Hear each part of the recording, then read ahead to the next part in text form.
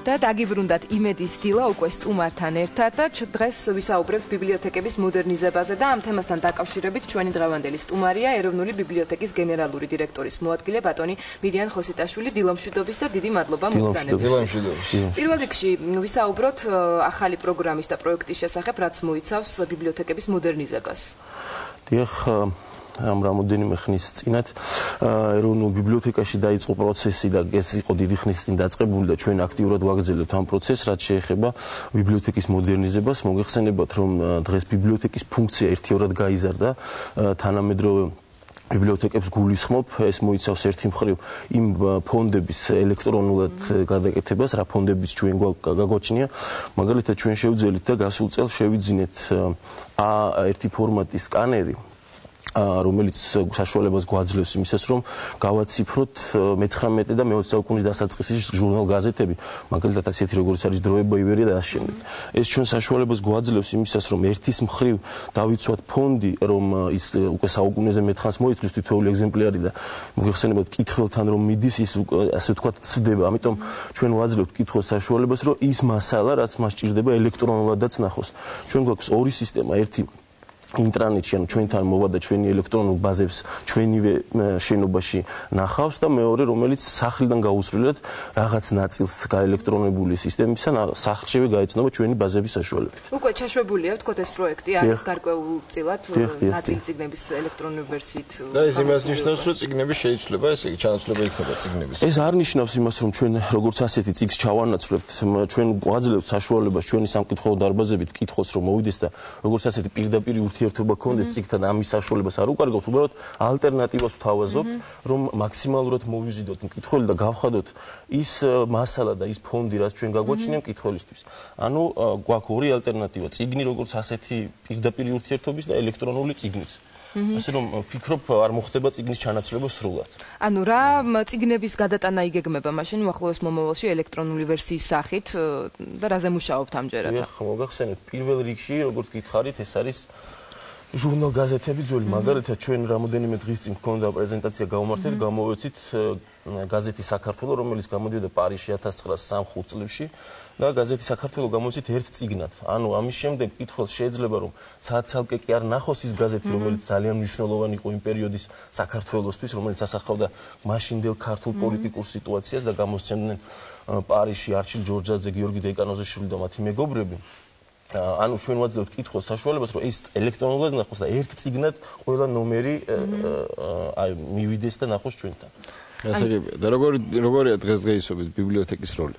ბიბლიოთეკის როლი საკმაოდ გაიზარდა. ჯერ დავიწყებ იქიდან, რომ ჩვენ მკითხველები ერთიორად იმატეს ბიბლიოთეკაში და ძალიან სასიხარულოა ის, რომ აქტიურობენ ახალგაზრდები და რომ ნახოთ ჩვენი სამკითხველო დარბაზები მუდამ მკითხველით არის სავსე და ასე ვთქვათ, ეს ფუნქცია ბიბლიოთეკას ძალიან ერთიორად უმაღლებს სტატუსს. ესე იგი პოპულარიზაცია საკმაოდ წარმატებულად გიმართება. და მოგეხსენებათ, ჩვენთან გვაქვს არა მარტო ბიბლიოთეკა პრინციპში არ არის მხოლოდ წიგნსაცავი, როგორც თქვათ, ესეთი მოსაზრებას უფევდა და დღესაც უფევს საზოგადოებაში არის მხოლოდ წიგნსაცავი, ეს ასე არ არის. ბიბლიოთეკა არის ქვეყნის ერთ-ერთი უმნიშვნელოვანესი კულტურულ-სამეცნიერო დაწესებულება და ალბათ, რა თქმა უნდა, საზოგადოება მიცის, რომ ჩვენ საგამოფენო და საკონფერენციო დარბაზებში მუდმივად სხვადასხვა ღონისძიებებს ვატარებთ იმისათვის, რომ ერთიორად გაიზარდოს ბიბლიოთეკის როლი ქვეყანაში. აი ამ ღონისძიებებზე მინდა უშუალოდ გესაუბროთ, ძალიან ბევრ პროექტს და ღონისძიებას აპირებთ და მიმდინარეობს ამ ეტაპზე იმისთვის, რომ კიდევ უფრო მეტად მოხდეს საზოგადოებაში ბიბლიოთეკის როლის ამაღლება და პოპულარიზაცია. იქნებ ამაზე გვესაუბროთ ვრცლად რა ღონისძიებები ამჯერად და რას გეგმავთ თქვათ უახლოეს მომავალში? ეროვნულ ბიბლიოთეკაში გასულ წელს დავაარსეთ ასეთი პროექტი ელექტრონული განვითარების სინდიკატი, რომელიც თავისთავად გულისხმობს რეგიონალური ბიბლიოთეკების დახმარებას. ანუ ჩვენ რამოდენიმე რეგიონში უკვე ვიყავით გასულ წელს და წელსაც გეგმავთ, მაგალითად მესტიაში, ზუგდიდში, ქუთაისში და ასე შემდეგ. ჩვენ ეს გულისხმობს, რომ ვეხმარებით მათ როგორც ლიტერატურით, იმ ლიტერატურით, რომელიც მათ ფონდებში არ არის. გარდა ამისა, ჩვენ ვაძლევთ საშუალებას, რომ ისინი ჩაერთვან ჩვენ ელექტრონულ სივრცეში. მაგალითად, ის გაციფრებული ლიტერატურა და თქვა ჟურნალ-გაზეთები, რასაც ახლა პროცესი მიმდინარეობს ეროვნულ ბიბლიოთეკაში, მათაც ექნებათ საშუალება, რომ ამით ისარგებლონ.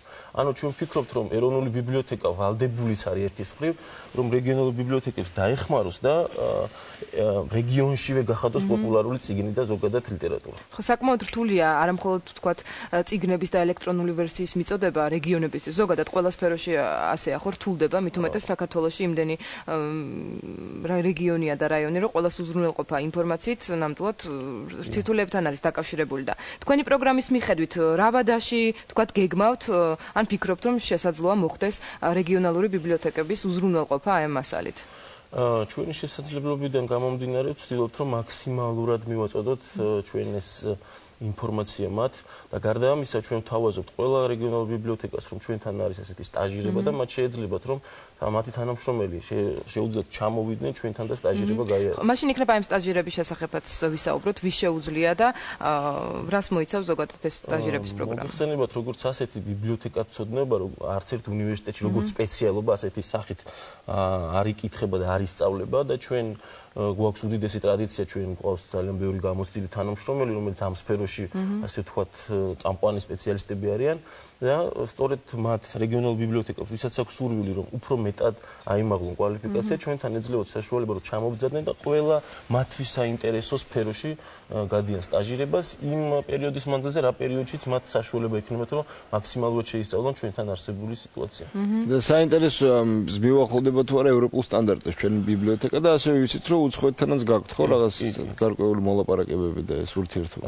ჩვენ გავაფორმეთ მემორანდუმი რამოდენიმე ევროპულ ბიბლიოთეკასთან, არა მარტო ევროპულ ბიბლიოთეკასთან და ჩვენ გვაქვს აქტიური ურთიერთობა მათთან და მუდმივი ინფორმაციის გაცვლა გვაქვს, ანუ ასე ვთქვათ, სიახლე რომელიც წამყვან ევროპულ თუ სხვა ქვეყნის ბიბლიოთეკებში ინერგება მუდმივად გადმოგვაქვს და ვცდილობთ, რომ მოვარგოთ ჩვენ სტანდარტებს. თუმცა ეს რა თქმა უნდა არ არის მარტივი პროცესი, ამას სირთულეებიც აქვს, მაგრამ ჩვენი შეძლებიდან გამომდინარე. ჩვენ ძალიან საინტერესო პროექტი გვაქვს, რომელიც ითვალისწინებს ჩვენ ეს გავაკეთეთ მემორანდუმი გავაფორმეთ ჩვენს დიასპორების სამინისტროსთან და მათთან ერთად ჩვენ ვცდილობთ, რომ ევროპულ ბიბლიოთეკებში გავხსნათ ქართული ბიბლიოთეკის კუთხეები. ანუ ეს გულისხმობს ჩვენ დიასპორებს, რომლებიც არიან მაგალითად პირობითად რომ პარიზში ან ბარსელონაში ან ასე შემდეგ, იქაურ ბიბლიოთეკებში გქონდეთ ქართული წიგნის კითხვის საშუალება.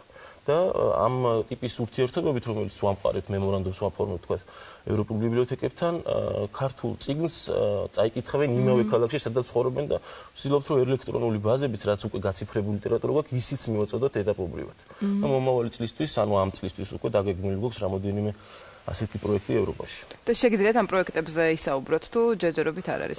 ჯერჯერობით ეს პროექტები მიდის დამუშავების პროცესშია და ასე ვთქვათ, გეგმის განხორციელების პროცესი მიმდინარეობს ამ ეტაპზე და კონკრეტულად, როდესაც გადავალთ მაშინ უფრო თამამად შეგვიძლია ამაზე საუბარი.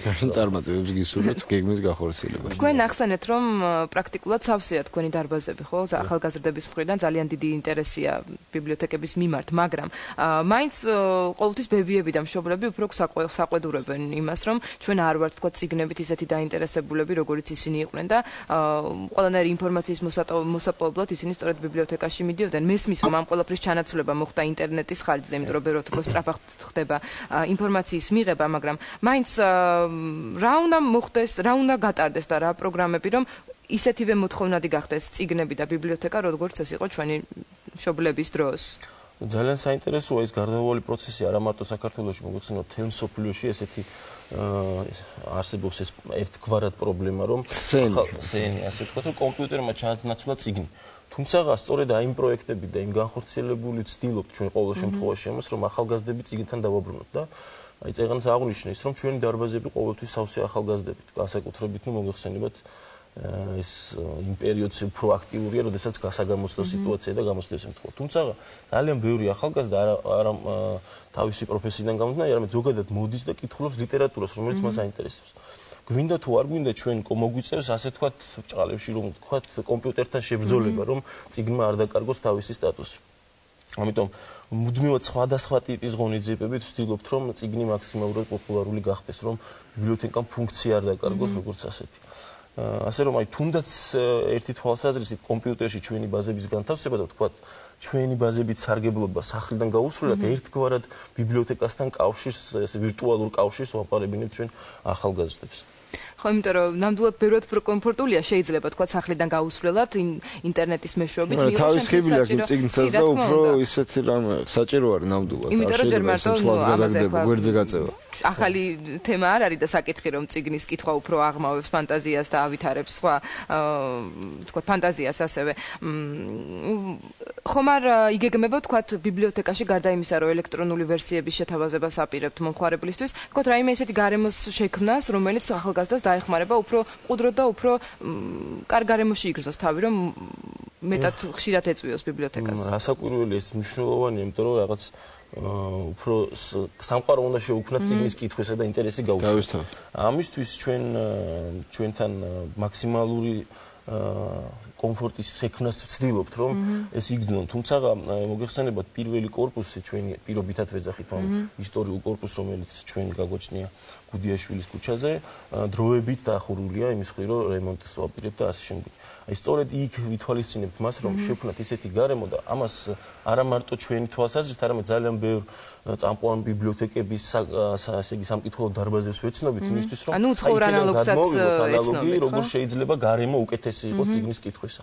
და აი ვცდილობთ რაღაცა წიგნის, ესე ვთქვათ, კაფე, ლიტერატურული კაფის თვალსაზრისით ასეთი ტიპის გარემო შევქმნათ, რომ ადამიანს შეეძლოს ფინჯანი ყავის დალევა და წიგნის კითხვა და აი ამის გათვალისწინებას მაქსიმალურად ვცდილობთ. და უახლოეს მომავალში როდის ექნება მომხმარებელს და მსურველს ახალ გახსნილ ბიბლიოთეკაში? ეს არ არის დამოკიდებული ტექნიკური თვალსაზრისია, რომელიც ფიქრობ მომავალი წლიდან ეს პროცესი აქტიურად უნდა დაიწყოს.